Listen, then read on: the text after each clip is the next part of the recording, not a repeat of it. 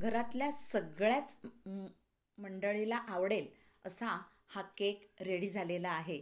हा सकाळच्या चहासाठी किंवा संध्याकाळच्या चहासाठी किंवा आपल्या घरात पाहुणे येतात त्यांच्यासाठी सणासुदीला आपण अशा प्रकारचे केक बनवून घेऊ शकतो.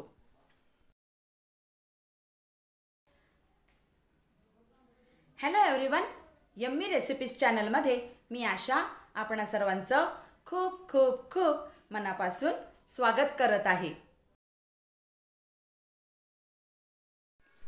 आज आपण ईस्टर केक बनवून घेणार आहोत. तर तो ईस्टर केक बनवून घेण्यासाठी आपल्याला काय काय साहित्य लागतं आणि त्याची कृतीही आपण एकत्रच पाहणार आहोत. पण कृती आणि सगळं साहित्य पाहण्या अगोदर आपण ज्या केक टीनमध्ये किंवा ज्या केकाच्या ट्रेमध्ये आपण हा केक बनवून घेणार आहोत तो आधी ग्रीस करून घ्यायचा. त्याला बटर पेपर लावायचं, तो बटर पेपरसुद्धा ग्रीस करायचा आणि तो साईडला ठेवून द्यायचा. मग एका मोठ्या बाउलमध्ये मी पाव कप तेल घेतलेलं आहे.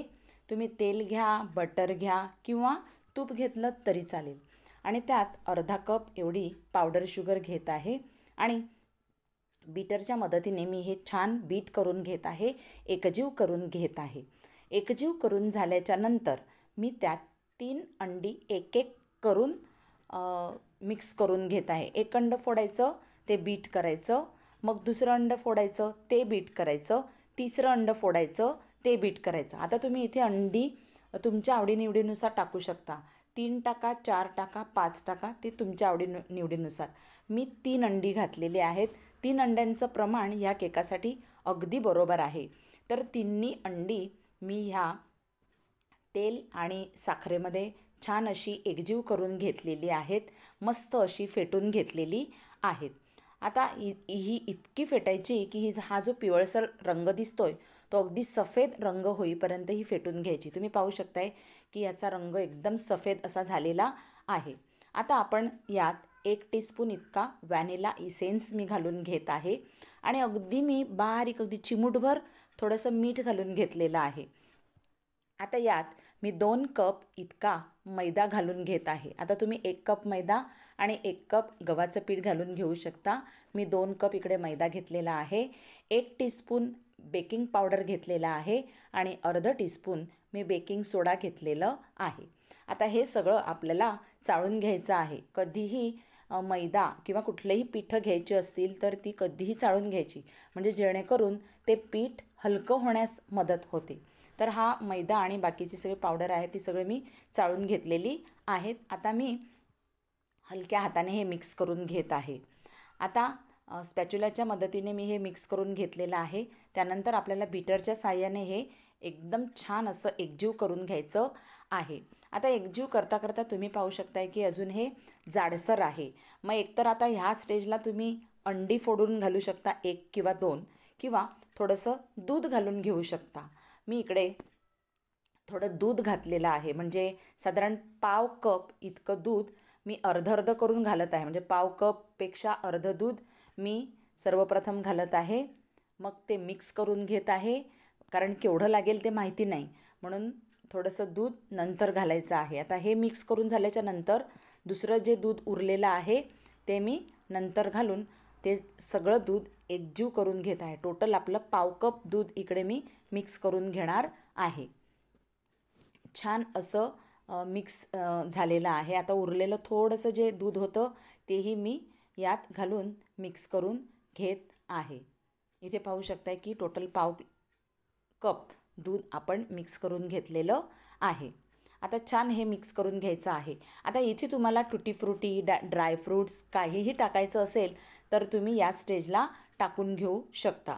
मी काहीच घालून घेत नाही, मला हा प्लेन केक बनवून घ्यायचा आहे. तर हे मी बीट करून घेतलेलं आहे.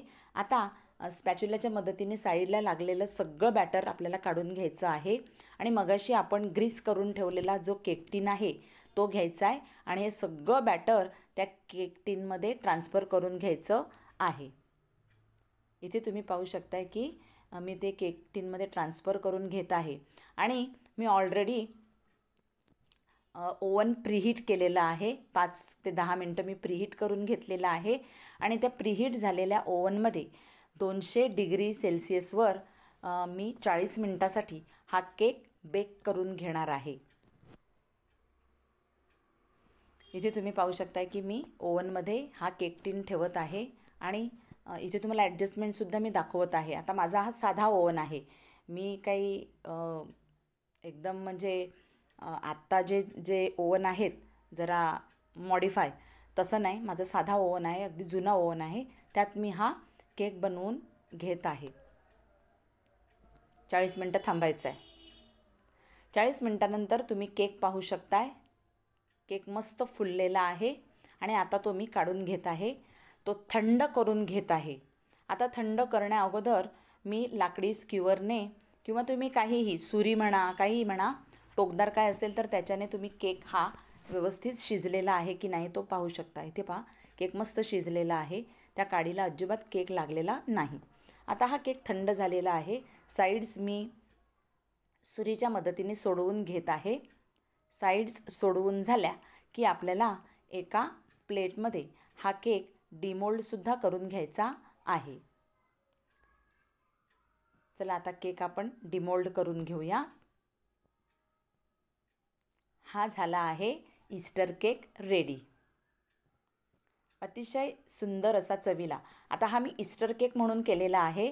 तुम्हाला हवं तर तुम्ही संध्याकाळच्या चहासाठी हा केक अशा प्रकारचे केक तुम्ही बनवून घेऊ शकता. मी बटर पेपर यावरचा काढून घेत आहे. तो फेकायचा आहे आणि नंतर मी पुन्हा हा सरळ करून तुम्हाला कापूनसुद्धा दाखवणार आहे. तुम्ही टेक्स्चर पाहू शकता केकाचं. अतिशय सुंदर टेक्स्चर झालेला आहे आणि एकदम सॉफ्ट असा केक आपला हा बनलेला आहे. तुम्ही पाहू शकता किती सुंदर मधून थोडीशी चीर गेलेली आहे. काही हरकत नाही कारण आपल्याला तो खायचाच आहे. तर आता मी कटिंग तुम्हाला करून दाखवणार आहे.